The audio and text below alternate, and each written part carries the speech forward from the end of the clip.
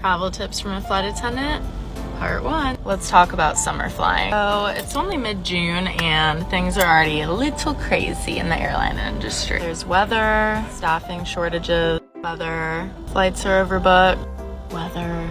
So if you're stepping foot on an airplane this summer, listen up. Tip number 1, if you're booking a connecting flight, make sure to give yourself at least 2 hours in between flights. A lot of these third-party websites are gonna let you book something 30 minutes apart. It's not enough time. Even an hour these days is really just not enough time. You don't wanna be stressed and rushing from your flight and not make the next flight and then the next one's oversold. Give yourself 2 hours between connecting flights. Tip number 2, the earlier the better. I know you don't want to wake up at 3 in the morning to catch a 5 a.m. flight, but I promise you, the earlier you book a flight and the earlier your flight is, the smoother everything is going to go, and the more time that leaves you to be rebooked on another flight if something does happen and have other ways to connect to your destination. Tip number 3, download the app of whatever airline you're flying.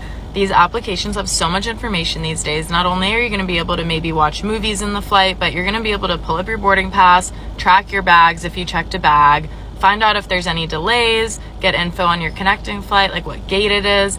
There's just so much information on them. Whatever airline you're flying, at least download it for the day and then you can delete it. It'll help you out so much as you're traveling through the airport. So hopefully that helps a little bit. I hope everyone has safe summer travels and that this can make your travel experience a little bit more seamless. So if you have any other questions, drop them in the comments below. And if you want to follow along, I'm going to be posting a lot more travel tips. So happy flying.